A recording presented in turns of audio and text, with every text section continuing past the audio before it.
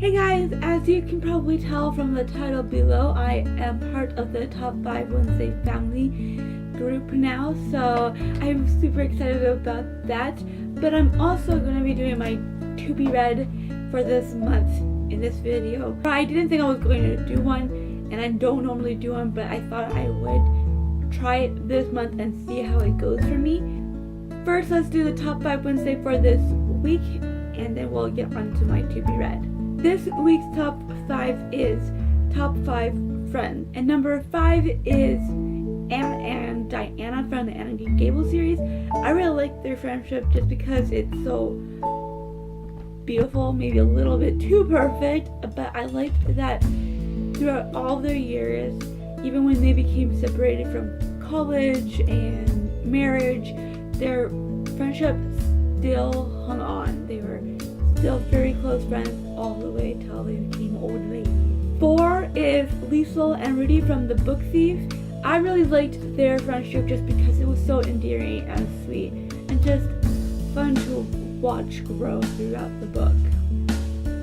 3 is Gus and Cal from the Lonesome Dove series. I thought their friendship was different and funny to see because they are completely two different people and you would have never thought of them as friends, but they are lifelong friends, and I just loved that they actually really did care for one another, and you saw that through the way that they treated one another in different ways. Number 2 is Sarah and Becky from The Little Princess, and I thought their relationship was so cute and sweet and beautiful because Sarah, who was so used to the high life, and Becky, who was so used to the low life, their friendship was really wonderful because Sarah never treated her riches as something to hold over another person, and when Becky saw that, she was able to be friends with her, and it was just so wonderful to see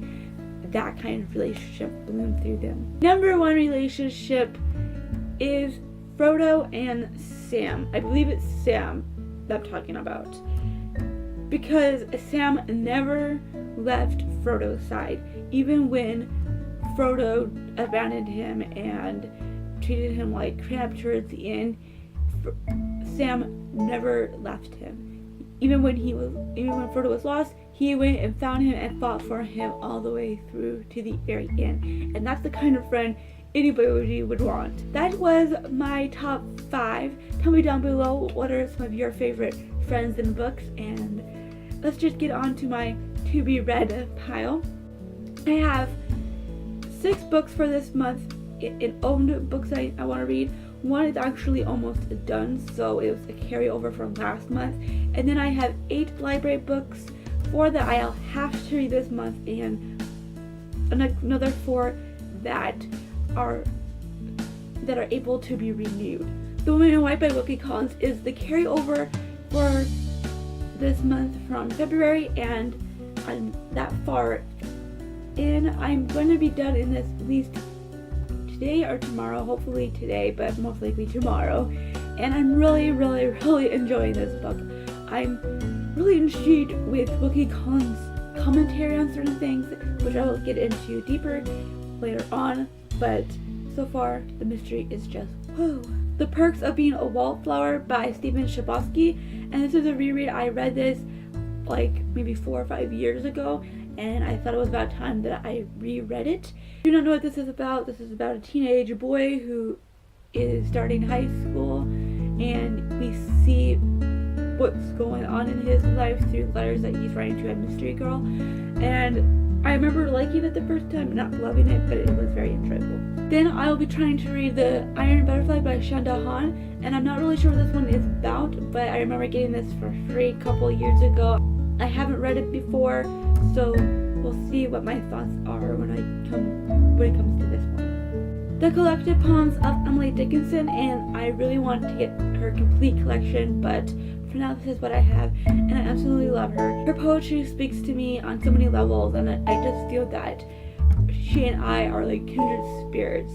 Then I'm finally going to read The Casual Vacancy by J.K. Rowling, and I'm not really sure what this one's about exactly. I know that it's about a small town dealing with the death of somebody that was very important to their town, and it's about how it affects everybody. I think one person kind of described this as a character study, and that sounds very intriguing, and sounds very psychological, and I'm into psychology, so I would like to see how this goes in those terms. Fifth and last owned book that I will be reading is The Count of Monte Cristo, which is a reread, and I absolutely love this book.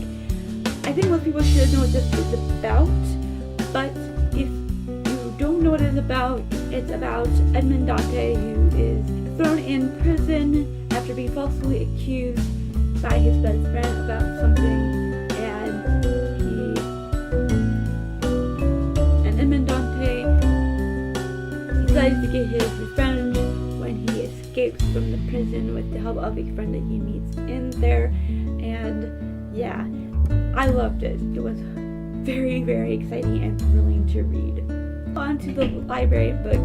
As I mentioned in the beginning, the first 4 books I have to try to read before this month ends, because I don't think I can renew them. So the first one of those 4, New World by Aldous Huxley, and I don't know why, but when I heard of this book before and I saw the book cover and the title, especially the title, it made me think that it had to do with Native Americans and how they dealt with people intruding into their land. But I realized that this is actually a dystopian, I believe, a futuristic dystopian. I'm very interested into reading this book. A lot of people say that it's very good, and it looks like it's going to be a quick read, which is a plus at the moment.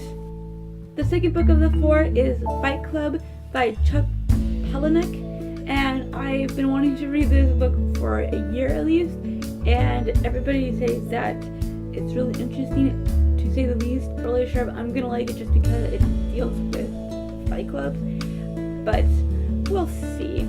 The third of the 4 is All But My Life by Gerda Weissman Klein, which is a memoir. I'm very interested in this book because it tells a different story completely from the normal Holocaust stories that we hear of, and I'm really interested in seeing it because it's not a concentration camp, it's a labor camp. The 4th book that I will definitely have to try to read before the end of the month is It's a Kind of a Funny Story by Ned Vizzini.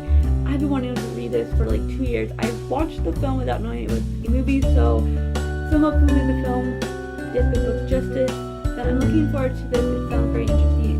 Craig, he is fighting for success in his very, very demanding high school, and he has a breakdown, so he commits himself to a psychiatric ward, I guess. And I guess it's just about how he learns about life through the patients and the friendships that he creates through there, and just how he deals with being committed.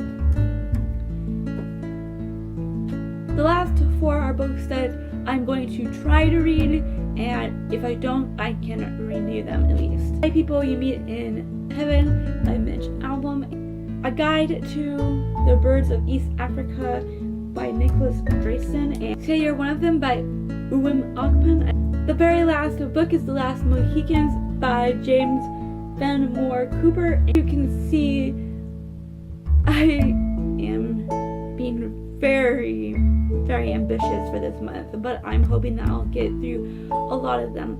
I'm not saying that I will get through all of them. That's the most definite saying that will be true. I probably won't get through most of them, but I'll be going back and forth between my own books and my library books, so hopefully that will help a bit.